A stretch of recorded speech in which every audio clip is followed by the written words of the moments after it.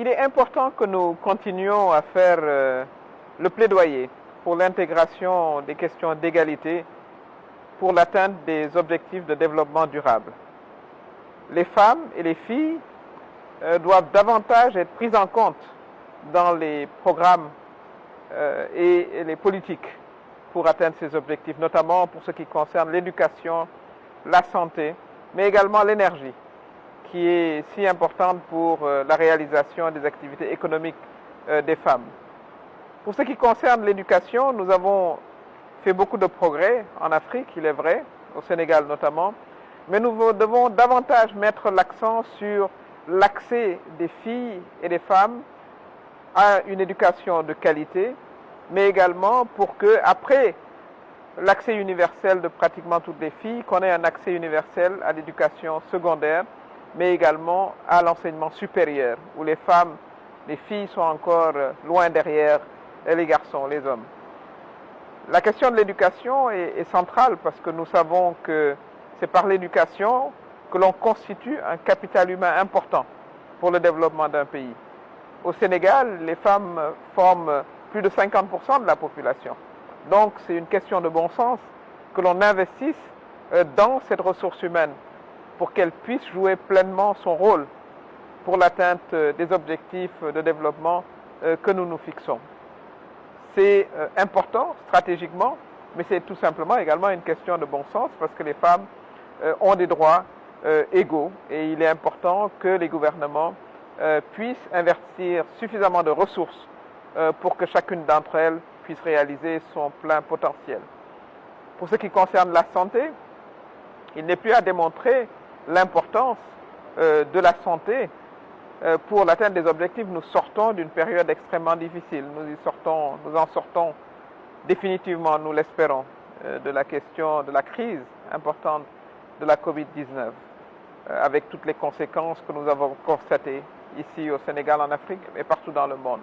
La question sanitaire s'est imposée comme étant une question centrale. C'est également un rappel pour les gouvernements, pour qu'ils puissent investir d'abord dans la prévention, pour que les femmes puissent accéder aux informations leur permettant de préserver leur santé, notamment leur santé de la reproduction, qu'elles puissent également accéder aux soins, aussi bien les soins de base que les soins dans des niveaux de santé plus élevés, les hôpitaux. L'investissement dans la santé est un investissement rentable, et notamment également l'investissement dans la prévention. Et c'est les objectifs de développement durable. Si nous souhaitons les atteindre tous, il faudrait pouvoir compter sur un capital humain en bonne santé. Et comme je l'ai dit, la moitié de ce capital humain, plus de la moitié de ce capital humain est constitué des femmes et des filles. Il y a également la question de l'énergie.